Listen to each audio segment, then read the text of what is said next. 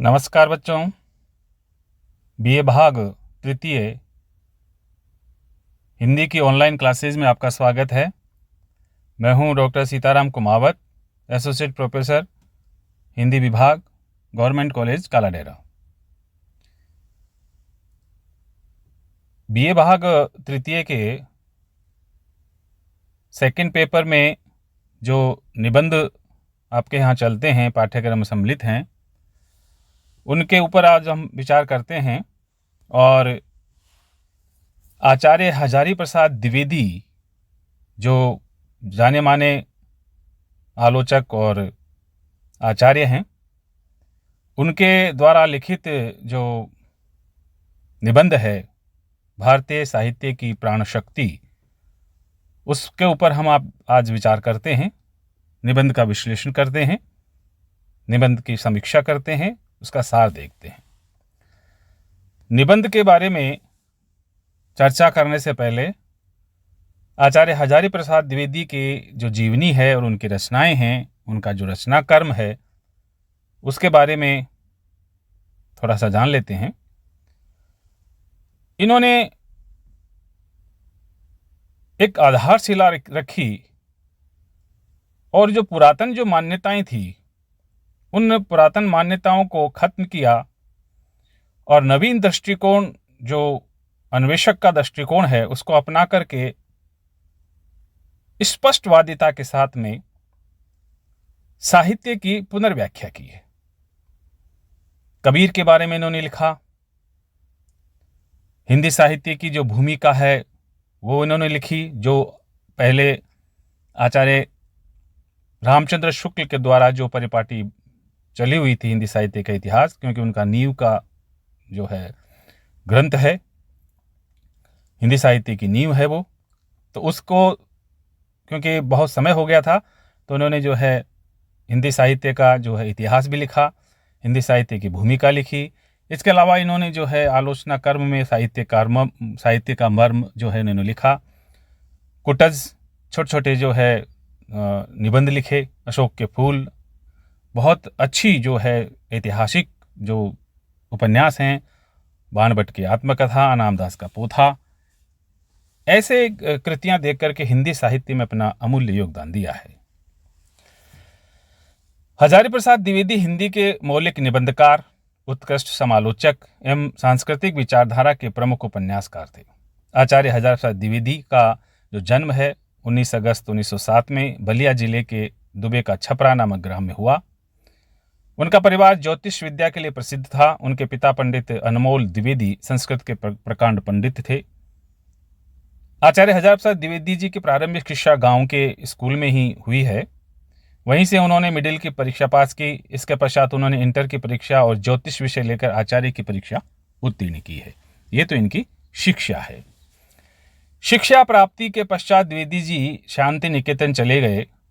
जो रविंद्रनाथ हैं, कविवर रविंद्रनाथ हैं टैगोर, उनके द्वारा जो शांति निकेतन बनाया गया था, उसमें वो चले गए थे पढ़ाने के लिए और कई वर्षों तक वहाँ हिंदी विभाग में कार्य करते रहे। शांति निकेतन में रविन्द्रनाथ ठाकुर तथा आचार्य क्षितिज मोहन सेन के प्रभाव साहित्य का गहन अध्ययन किया और उसकी रचना प्रारंभ की।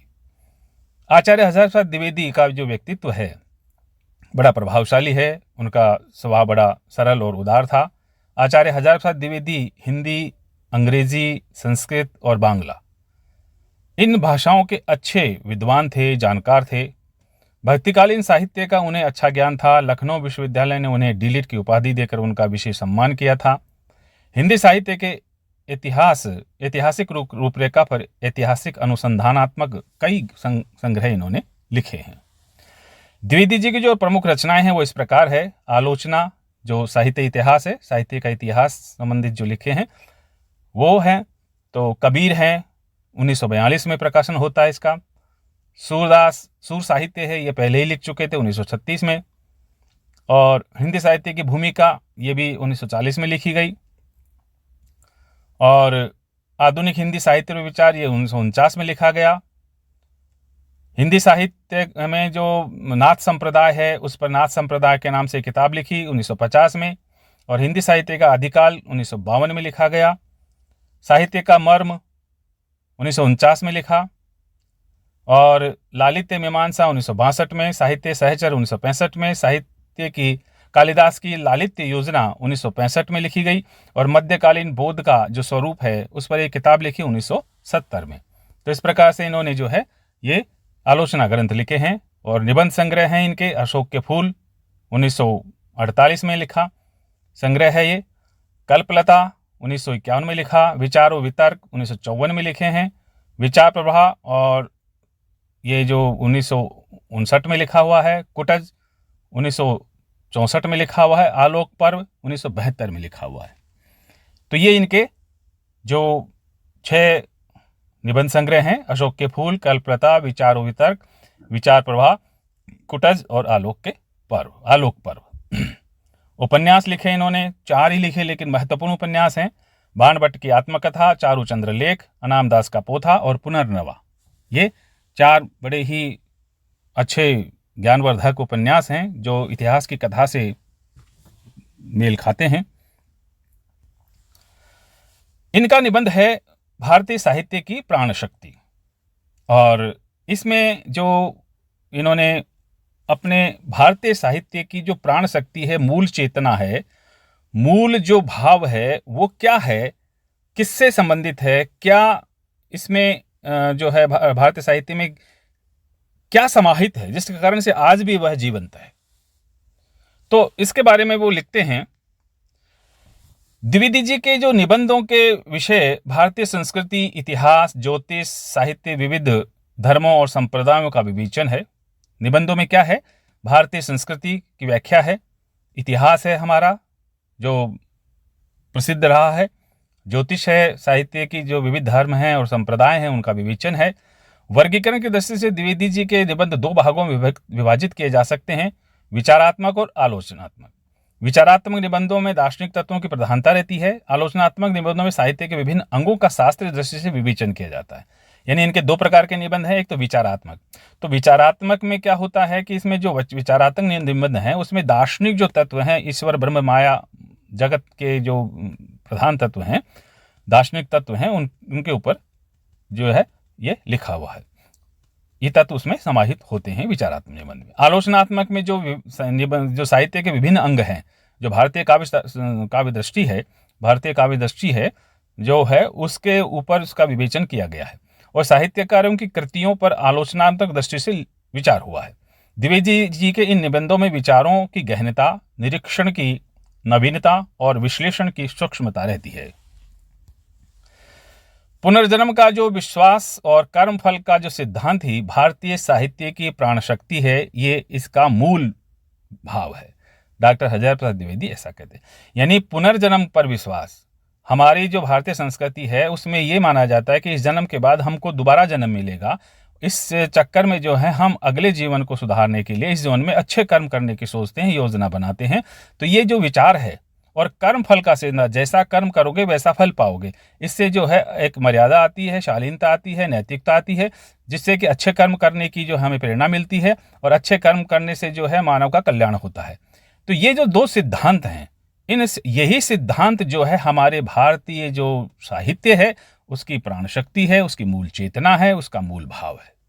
अब इसके हम जो है समीक्षा करते हैं, सार देखते हैं। कर्मफल और पुनर्जन्म, पहला इनका जो विचार करते हैं अपने निबंध में, पहले जो टॉपिक है उस पर विचार करते हैं। तो ये करते हैं कर्मफल और पुनर्जन्म। आचार्य हजारी प्रसाद द्विवेदी भारतीय संस्कृति और समाज के पृष्ठभूमि में प्रत्येक विषय को ग्रहण कर तदनुसार आलोचना करने वालों में अग्रणी माने जाते हैं। उन्होंने गुप्त काल से लेकर के मुगल बादशाहों के काल तक की भारतीय संस्कृति और इतिहास चेतना को आधुनिक दृष्टिकोण से परखा है। यानी गुप्त काल से लेकर के और मुगल बादशाह तक का जो काल रहा है उसको, और उसके जो हमारी जो भारतीय संस्कृति है और उसके इतिहास चेतना है, उसको आधुनिक दृष्टिकोण से इन्होंने विवेचना की है, परखा है, देखा है। द्विवेदी जी का कथन है कि पुनर्जन्म और कर्म फल का सिद्धांत भारत के अतिरिक्त अन्य कहीं नहीं है, और ये कहीं मिलता भी नहीं है। तो ये भारतीय मनीषा की देन है, भारतीय विचारधारा है, उसी की देन है पुनर्जन्म और कर्मफल का सिद्धांत। ये हमारे यहाँ भारतीय संस्कृति में और कहीं भी नहीं मिलता है। हमारे यहाँ दो मूल तत्व हैं, आत्मा और जगत। तो इसके बारे में विचार करते हुए हजारी प्रसाद द्विवेदी कहते हैं कि संसार में दो ही मूल तत्व हैं, एक आत्मा, दूसरा पुरुष अथा दूसरा पुरुष या प्रकृति जिसको कहा जाता है, माया जिसको कहा जाता है। यानी आप एक तो आत्मा मान लीजिए, एक जगत मान लीजिए, या प्रकृति मान लीजिए, या माया मान लीजिए, जो भी हो।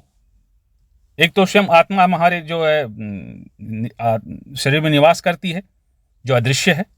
एक दृश्य जगत जो संसार में हम अपना कर्म करते हैं, अपना जो फर्ज निभाते हैं, वो दृश्य जगत माया कहलाता है, प्रकृति कहलाता है। उसके रचयिता भी जो है ब्रह्मी है, और आत्मा के जो रचयिता भी ब्रह्म ही है।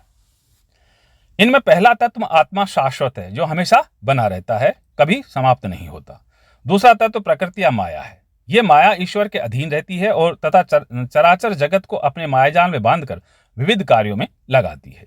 यानी जो माया है वही जो है इस सारे जगत का जो मायाजाल है उसमें बांध करके मनुष्यों को विभिन्न कर्मों में लगाती है। ये नाशवान तथा दृश्य जगत या माया या प्रकृति का ही विकास है। जब आत्मा को अपने स्वरूप का ज्ञान नहीं होता तो वह अज्ञान के आवरण में लिपटी रहती है, तब वह माया के जाल में फंस जाती है। और इस प्रकार भारतीय दर्शन और साहित्य में जगत के इन मूल तत्वों का विविध रूपों में विवेचन दिखाई देता है। यानी अज्ञान के कारण ये जो आत्मा है वो प्रकृति माया में उलझ जाती है, फंस जाती है। और इसी का जो दर्शन है, भारतीय दर्शन, भारतीय साहित्य, इसी विचारधारा पर आधारित है और दो मूल तत्वों को मान करके हमारे भारतीय संस्कृति में चलते हैं और इसी का वर्णन किया गया है। आत्मा क्या है? आचार्य हजारी प्रसाद द्विवेदी लिखते हैं कि जब तक तत्व ज्ञान नहीं होता, यानी जब तक ज्ञान नहीं मिल जाता, तत्व ज्ञान मतलब ईश्वरीय ज्ञान जिसको कहते हैं, वो नहीं हो जाता, तब तक आत्मा जन्म कर्म के बंधन से मुक्त नहीं होती। यदि आत्मा उदासीन है, सुख दुख से परे है और चित्र स्वरूप है, तो वचन और कर्म के बंधन में कैसे पड़ती है, यह प्रश्न उत्पन्न होता है। मृत्यु के बाद पूर्व जन्म के कर्मों का फल दूसरे जन्म में क्यों मिलता है, यह चिंतनीय विषय है। इस संबंध में भारतीय साहित्य और दर्शन में स्पष्ट संकेत मिलते हैं कि संसार की व्यवस्था को चलाने वाला परमात्मा ही इसी रंग से चल रहा है। इस कारण आत्मा के नहीं चाहने पर भी वह इस जन्म के कर्म फल उसे दूसरे जन्म में अपने आप मिल जाते हैं। ये एक सरल युक्ति है, ये अपने आप तय है। यानी आपके नहीं चाहने पर भी इस जन्म के जो कर्म आपने किए हैं उसका फल आपको जो है अगले जन्म में मिलेगा, ये निश्चित है, ये व्यवस्था है यहाँ की। गीता का उपदेश जो मुख्य बिंदु है इसका देखिए, द्विवेदी जी आगे लिखते हैं कि गीता आदि में आत्मा को एक शरीर से दूसरे शरीर में संक्रमित बताया गया है। जिस प्रकार व्यक्ति अपने पुराने वस्त्रों को छोड़कर नए वस्त्र धारण करता है, उसी प्रकार आत्मा भी पुराने शरीर का परित्याग कर नवीन शरीर धारण करती है। यानी जिस प्रकार से व्यक्ति जो है पुराने कपड़ों को छोड़कर नए कपड़े धारण करता है, शरीर वही है, कपड़े बदल दिए, उसी प्रकार से आत्मा क्या करती है, शरीर बदलती है, आत्मा वही रहती है। तो जैसे शरीर कपड़े पहनता है, उसी प्रकार से आत्मा शरीर जो धारण करती है। आत्मा को जब अपनी और प्रकृति या माया की वास्तविकता का ज्ञान हो जाता है, तब वह कर्म बंधन से मुक्त हो जाती है। जब उसको तत्व ज्ञान हो जाता है तो वह कर्म बंधन से मुक्त हो जाती है। श्री कृष्ण ने गीता में यही कहा है कि ज्ञान की अग्नि समस्त कर्मों को भस्माभूत कर देती है और ज्ञान से बढ़कर कोई वस्तु नहीं है। उपनिषदों में ब्रह्म को सत्य स्वरूप, ज्ञान स्वरूप, आनंद स्वरूप कहा गया है। कर्म के प्रकार आगे लिखते हैं, द्विवेदी जी आगे लिखते हैं कि दार्शनिकों ने साधारणतः 3 प्रकार के कर्म बताए हैं। संचित कर्म, संचित, प्रारब्ध और क्रियमाण, ये 3 कर्म हैं। संचित जो इकट्ठे हो गए हैं, प्रारब्ध जो आपके भाग्य में लिखे हैं, क्रियमाण जो आप अब कर रहे हैं। मनुष्य ने जो कर्म किया है उसे संचित कर्म कहते हैं। जैसे इस जन्म में अपने जो कर्म किए वो इकट्ठा हो गए, वो संचित कर्म कहलाएंगे। जिस पुराने कर्म के फल को वह इस समय भोग रहा है उसे प्रारब्ध कर्म कहते हैं, यानी पहले से जो भाग्य में लिखा हुआ है। और जो कुछ वो नए सिरे से करने जा रहा है उसे क्रियमाण कर्म कहते हैं। ज्ञान होने पर मनुष्य के संचित कर्म नष्ट हो जाते हैं, परंतु प्रारब्ध कर्म तो भोगने ही पड़ते हैं। जैसे कुम्हार का चक्र दंड द्वारा घुमाए जाने पर, दंड उठा लेने पर भी वेग में कुछ देर तक घूमता रहता है, उसी प्रकार प्रारब्ध कर्मों का फल ज्ञान प्राप्त होने पर भी उसी आवेग में भोगना पड़ता है। जैसे कुम्हार का चाक होता है, उसको एक बार डंडे से घुमाकर उसको गति दे के छोड़ देता है, लेकिन वो छोड़ने के बाद भी चलता रहता। तो मनुष्य जो है अपने संचित जो कर्म हैं उनसे तो वो जो है छुटकारा पा सकता है, लेकिन जो प्रारब्ध कर्म हैं जो उसके भाग्य में लिखे हुए हैं वो तो उसको इस जन्म में भोगने ही पड़ेंगे। स्वर्ग और नरक की कल्पना की जाती है हमारी भारतीय संस्कृति में। तो इसी क्रम में द्विवेदी जी स्वर्ग नरक की परिकल्पना को जाहिर करते हुए लिखते हैं कि इनका जो समन्वय है पाप कर्म और पुण्य कर्म के साथ किया जाता है। आत्मा को पुण्य कर्मों का फल भोगने के लिए स्वर्ग प्राप्त होता है और पाप कर्मों को भोगने के लिए नरक प्राप्त होता है। इस तरह से वह कर्मों के फल का भोग करके पुनः मृत्युलोक में आती है। इस संबंध में दार्शनिकों ने ज्ञान और मोक्ष तथा अज्ञान और बंधन का भी उल्लेख किया है। ज्ञान होने पर पुण्य कर्म करने से मोक्ष के फल की प्राप्ति होती है और अज्ञान के बंधन में पड़ने से मृत्युलोक में रहना पड़ता है। इस प्रकार भारतीय दर्शन और साहित्य में स्वर्ग नरक और तथा मोक्ष संबंधी विचारधारा यहाँ के मनीषियों के आध्यात्मिक चिंतन की परिचायक है। यानी स्वर्ग नरक की अवधारणा की है, अच्छे कर्म करोगे इस जन्म में, पिछले कर्म तो आप भोग ही रहे हो, लेकिन इस जन्म में तो आपका अधिकार है, आपका जो है बस चल रहा है, तो आप अच्छे कर्म कीजिए ताकि आपको स्वर्ग जैसी जो अवधारणा हमने भारतीय संस्कृति में की है अच्छे स्थान को, तो स्वर्ग जैसा अनुभूति हो। और अगर आपने बुरे कर्म किए हैं तो आपको नरक मिलेगा। यह अवधारणा हमारी भारतीय संस्कृति में है। तो आज के लिए इतना ही। इसका जो सेकंड पार्ट है मैं आपको फिर बताऊंगा, और तब तक के लिए धन्यवाद, नमस्ते।